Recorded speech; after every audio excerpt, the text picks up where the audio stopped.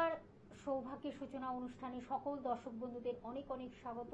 আবার আমরা সেই গুরুত্বপূর্ণ অনুষ্ঠানে চলে এসেছি। খুব বাস্তবসম্মত, খুব প্রাসঙ্গিক অনুষ্ঠান। আপনারা জানেন যেই ব্যক্তিকে আমরা সঙ্গে পাই, তিনি একজন কি বলবো অনেস্ট পার্সন, এবং তিনি জ্যোতিষ এবং তন্ত্রকে সুন্দরভাবে ব্যাখ্যা করে মানুষের কাছে পৌঁছে দেন এবং সঠিক প্রতিকার প্রতিবিধানটা কিভাবে পাওয়া যায়, জ্যোতিষ কতটা আমাদের হেল্প করছে বা তন্ত্র আমাদেরকে কতটা সাহায্য করছে, সে বিষয়ে কিন্তু আমরা প্রত্যেক দিনই বিভিন্ন আলোচনা থাকে।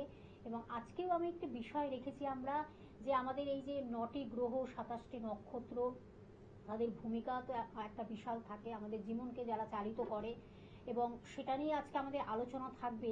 বিশেষ করে এই যে মঙ্গল, শনি এবং রাহু প্রভাবে আমাদের জীবনে কতটা শুভ হতে পারে, কতটা অশুভ হতে পারে, তাদের ভূমিকাটাই বা কি, আজকে কিন্তু আমরা সেই বিষয়ে জানবো।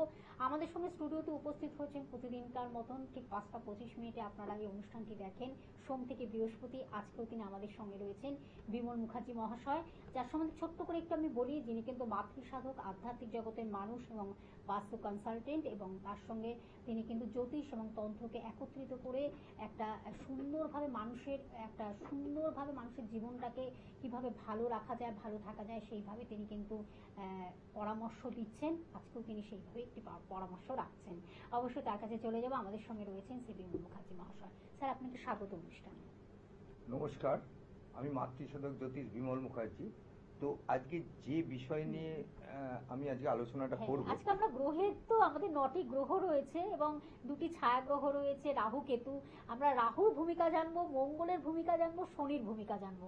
এটা কিন্তু ভীষণ ইন্টারেস্টিং। তাহলে আমি তোমাকে বলি, এই 3টে গ্রহের বিষয়ে একটা জ্যোতিষ একটা প্রবাদ আছে যে মঙ্গল অমঙ্গলের মূল, শনি ভাঙে কুল, আর রাহু করাই ভুল। তো সেক্ষেত্রে এই 3টে গ্রহ নিয়ে কিছু ছোট ছোট করে পার্ট বাই পার্ট আমি কার নেগেটিভিটি বা পজিটিভিটিতে কার কি প্রবলেম, শুভ অশুভের মধ্যে সেইটা নিয়ে একটু আলোচনা আমি করছি। এখন প্রথমেই বলি যে বিগত 29শে মার্চ 2025 আমরা জানি শনি দেব তোমার ট্রানজিট করেছে মিনে। তো সেক্ষেত্রে মিনে যারা মিন রাশির যেসব জাতক জাতিকারা, হয়তো আপনারা অনেকে চিন্তিত আছেন যে শনিদেব একটা 7.5 একটা প্রকোপ চলছে, বা শনিদেবের বিষয়ে যে একটা আপনাদের ভুল ধারণা, সেইটার সম্বন্ধেও সেই শনিদেব ন্যায়নিষ্ঠার দেবতা, কর্ম দেবতা, ঠিক আছে। সুতরাং আমি আপনাদের বলতে পারি, এই যে শনি কি করে, শনির আমি প্রথমে বলি, শনির যে ধরো নেগেটিভিটি যদি থাকে, সেক্ষেত্রে হয় কি, ওই যাদের ধরো যেটা প্রাপ্য, সে প্রাপ্যটা পাবে না। তার যে নিজস্ব ধরো সে 100% কাজ করছে, কিন্তু হয়তো মানে তোমাকে কি বলবো, তার যে পারিশ্রমিক যেটা, সেই পারিশ্রমিকও ঠিকভাবে পাবে না, ঠিক আছে। কোনো সময় ধরো একটা কোনো রকম মানে একটা দিনক্ষণ ঠিক করে রেখে যে আমি এই দিনে এই কাজটা করব, সেই দিনক্ষণের কোনো ঠিক থাকবে না। ওই দিনটা কোথায় চলে যাবে, কোন কাজটা যে কবে হবে, আদৌ কোনো হবে কিনা, একদম শনি যার নেগেটিভ থাকবে, সেক্ষেত্রে যে জিনিসগুলো হচ্ছে সেগুলো আমি এখন তোমাদের বলছি যে দেখো, তুমি শনিদেব মানে ন্যায়নিষ্ঠার দেবতা, তো সুতরাং ও করে কি, যার শনি নেগেটিভ আছে, সে মানে তার দক্ষতা আছে, সেই দক্ষতা অনুযায়ী সে কাজ করছে, কিন্তু সে তার পারিশ্রমিক পাবে না, তার নাম পাবে না, যশ পাবে না, খ্যাতি থাকবে না, কোনো কিছু থাকবে না, ঠিক আছে, পাবেও না। সেক্ষেত্রে এই মানে তোমাকে আমি বলবো, নেগেটিভিটি, শনির নেগেটিভিটির জন্যই কিন্তু এগুলো হয়, ঠিক আছে। এইটা একদম মানে, আবার যখন শনি পজিটিভ থাকবে, ঠিক তার উল্টো হয়। যেমন ধরো ওই কোনো কাজ না, মানে কাজটা হয়তো তুমি কেউ করছে, তুমি 30% বা 20% করে পুরো কাজটার সুনামটাই সে পেয়ে গেল, ঠিক আছে।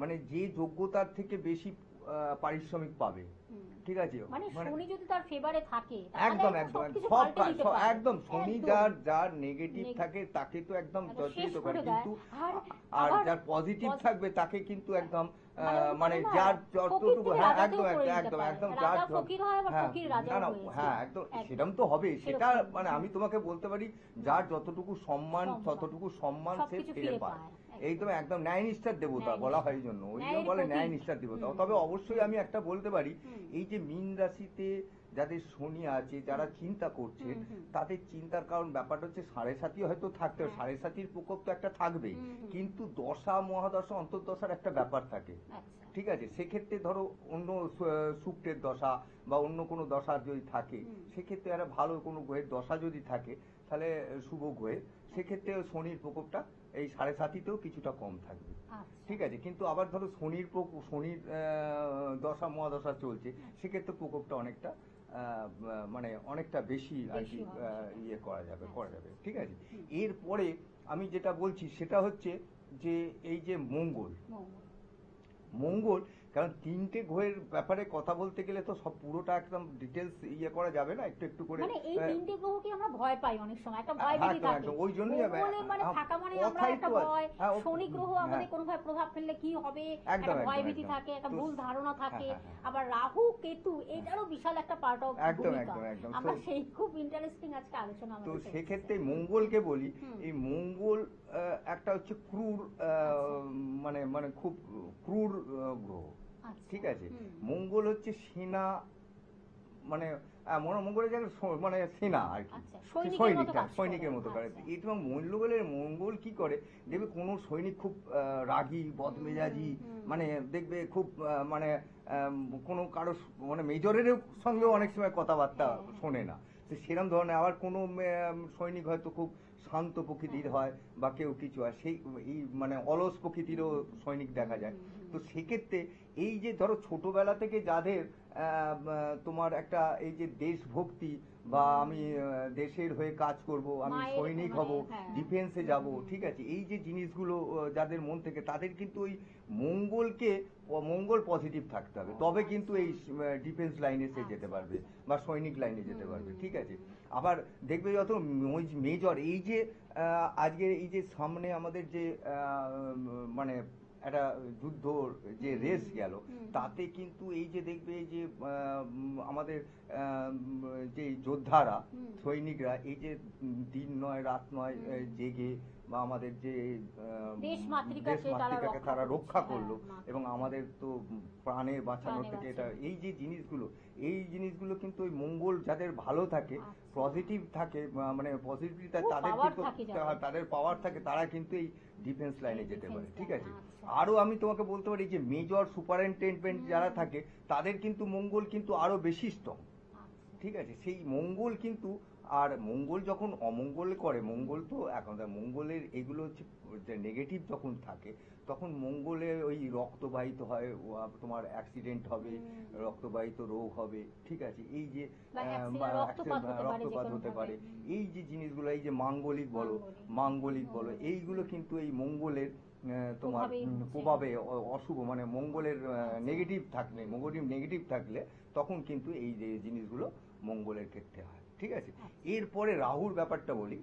রাহুটা, দেখ আমরা সবাই তো মোটামুটি রাহুর সম্বন্ধে মোটামুটি আমরা জানি। ঠিক আছে, কিন্তু রাহু কি করছে, রাহু মানে যার পজিটিভ থাকে, রাহু সাধারণত কি করবে, রাহু দ্বারা দেখবে তুমি যারা প্রমোটার, আর যেসব বিজনেস হুট করে মানে খুব অল্প টাইমে বেশি উপার্জন দেয়, সেক্ষেত্রে জানতে হবে সেখানে রাহুর পজিটিভিটি আছে।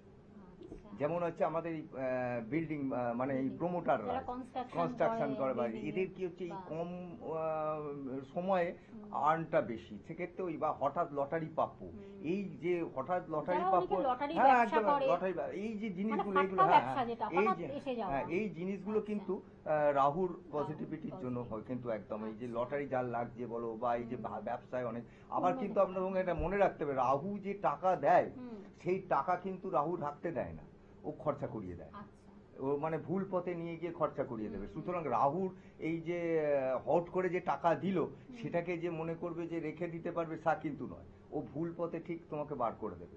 ঠিক আছে, সেক্ষেত্রে ওই জন্য আমরা সাধারণত বলি, রাহু এই যে হুট করে যখন টাকা পয়সা আসে, তখন ওই কোনো ল্যান্ড কিনে নেওয়া বা গোল্ড কিনে নেওয়া, যেগুলো এইগুলো করলে পরে কিন্তু তোমার এই টাকাটা একটা থাকার একটা ব্যাপার, একটা ইয়ে থাকে, একটা থাকে। ঠিক আছে, কিন্তু রাহু যদি কারোর নেগেটিভ থাকে, ঠিক আছে, সেক্ষেত্রে হয় ভুল পথে কিভাবে নিয়ে যায়, সেটার ব্যাপারটা আমি তোমাকে বলি, ধরো রাস্তা দিয়ে কেউ একটা মানে অ্যাক্সিডেন্টের ব্যাপারটাই বলছি, ধরো রাস্তা দিয়ে কেউ হাঁটছে, ঠিক আছে, হেঁটে পেছন দিয়ে একটা গাড়ি আসছে, সাধারণ মানুষ কি হবে, যদি সে সচেতন মানুষ হয়, সে কি হবে, জানতে পারছে যে আমার অ্যাক্সিডেন্ট হবে, সে সরে যাবে।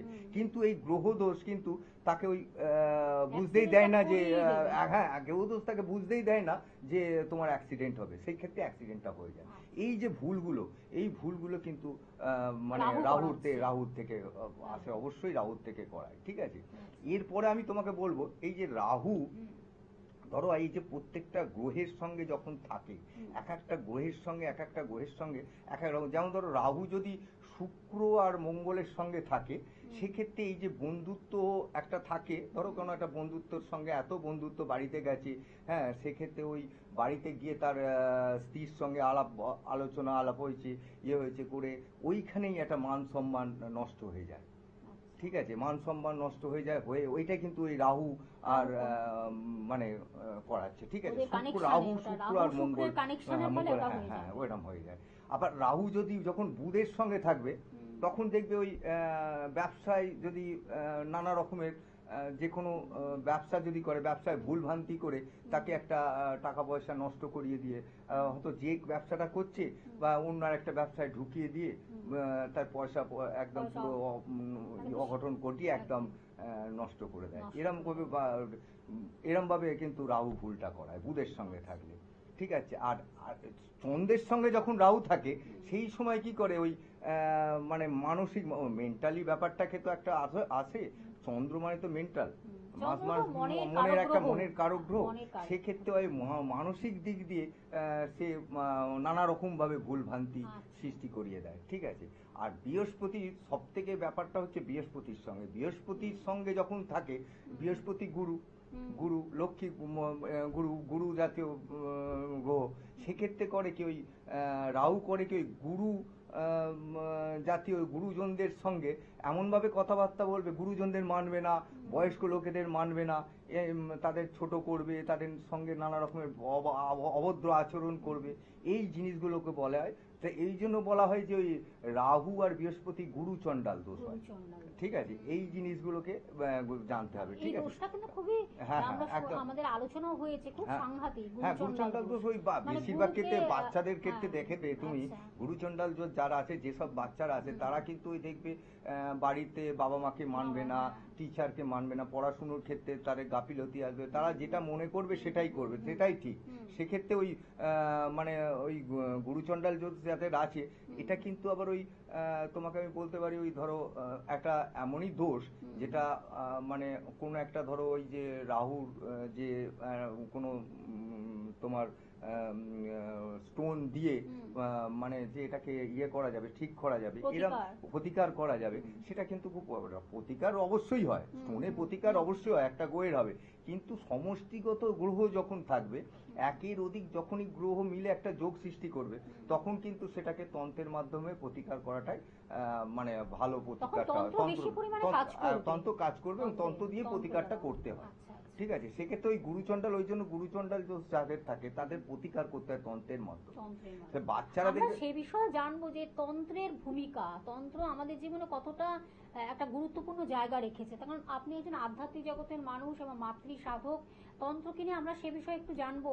যে এই যে আমরা তো একটু জ্যোতিষ নিয়ে আলোচনা করলাম, যেটা হলো আমাদের একদম একটা ম্যাথমেটিক্যাল ক্যালকুলেশনের মাধ্যমে আমরা আমাদের জন্ম তারিখ সময় দিয়ে আমাদের একটা পিকচার তুলে ধরি, আমাদের জীবনটাকে তুলে ধরা হয়। তন্ত্র উপায় গ্রহ সংস্কার যেটাকে বলে, সেটা কতটা কাজ দেবে? এই যে মঙ্গল বা রাহু বা শনি যে কোনোভাবে যদি ড্যামেজ থাকে আমাদের জীবনে, সেটা কতটা পাওয়ারফুল হবে তন্ত্রের দ্বারা? দেখো, তন্ত্র আমি তো প্রথমে বললাম, তন্ত্র কোনো একটা গ্রহের যদি প্রতিকার করতে হয়, সেক্ষেত্রে রত্ন মারফতে, স্টোনের মারফতে করা যায়। একের অধিক যখন গ্রহের ব্যাপার থাকবে, অবশ্যই আমার জেমস যে রত্ন, সেক্ষেত্রে অবশ্যই হবে, যে কোনো একটা গ্রহের মূল্য থেকেও মেন কথা হচ্ছে কি সময় সাপেক্ষ ব্যাপার হবে। আর একটা কথা হচ্ছে, যেমন তোমাকে এই রাহুর ব্যাপারটাই বলি, এই রাহু কিন্তু কালসর্পর একখানা মেন মানে পার্ট কারিগর, না, একটা part পার্ট, একটা। ঠিক আছে। হুম। সেই রাহুকে কালসর্প দোষ কি আর তুমি কোনো রকম ভাবে রত্ন বা ইয়ে দিয়ে প্রতিকার করলে তখন কতটা সেটার টাইম, ক্ষেত্রে সেক্ষেত্রে মানে তন্ত্র, তন্ত্র গ্রহ অবশ্যই সংস্কার, তন্ত্রের তন্ত্রের মাধ্যমে সেটা। আমি তো একটা কথা বলি, সব সময়ের জন্য বলি, একটা গ্রহের থেকে এক এক গ্রহের থেকে একক গরিষ্ঠ মানে সংখ্যাগরিষ্ঠ গ্রহ একই সঙ্গে যখন কোনো একটা যোগ সৃষ্টি করে, তখনই কিন্তু ওটা তন্ত্রের মাধ্যমে প্রতিকার করা উচিত। এবং এই তন্ত্রের মাধ্যমে প্রতিকার করলে খুব তাড়াতাড়ি প্রতিকার হয়।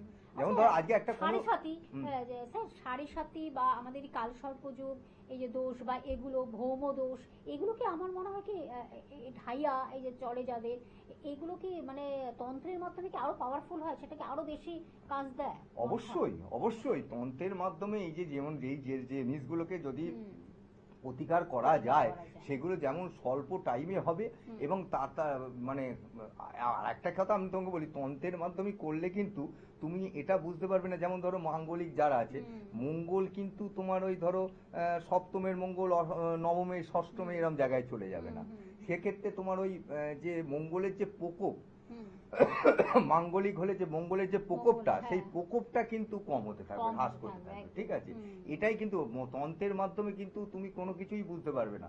তন্ত্রের মাধ্যমে যে গ্রহ সেই জায়গায় থাকবে, কিন্তু তোমার যে গ্রহটার প্রকোপটা অনেক বেশি, সেটা কিন্তু হবে, মানে প্রকোপটা কম হয়ে যাবে, ঠিক আছে। এটাই খুব সুন্দরভাবে, কিন্তু এটা সুন্দরভাবে আপনি ব্যাখ্যা করছেন। তখন আপনারা তন্ত্রের মাধ্যমে গ্রহ সংস্কার করেন, আপনাদের একটা টোটাল টিম আছে, এবং আপনি সেইভাবে কিন্তু বিভিন্ন মানে কি বলবো তীর্থস্থানে বা বিভিন্ন যে আমাদের পীঠ, যে পীঠে আমাদের গিয়ে কিন্তু এই কাজগুলো হয়, বা বাড়িতে, বা এই কাজগুলো আমরা একটু জানবো সে বিষয়ে। হ্যাঁ দেখো, আমি তো বলি এই যে মাঙ্গলিক, আমি প্রথম কথা বলি, আমি তো সমস্ত এই যে দ্বাদশ জ্যোতির্লিঙ্গ, প্রত্যেকটা দ্বাদশ জ্যোতির্লিঙ্গ আমি দর্শন করে এসেছি।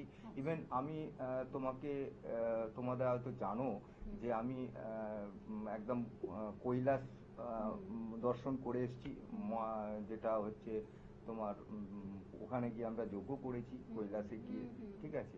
সুতরাং শিবের, হ্যাঁ একদম একদম, হ্যাঁ মহাদেবের ওখানে। সুতরাং আমি তোমাকে উজ্জয়িনীতে এই মঙ্গলনাথ বলে একটা মন্দির আছে, ঠিক আছে, সেইখানে কিন্তু এই মাঙ্গলিকের কাটানোর কাজ হয়, আসল যে কাজ, আসল কাজ মাঙ্গলিক কাটানোর কাজ হয়।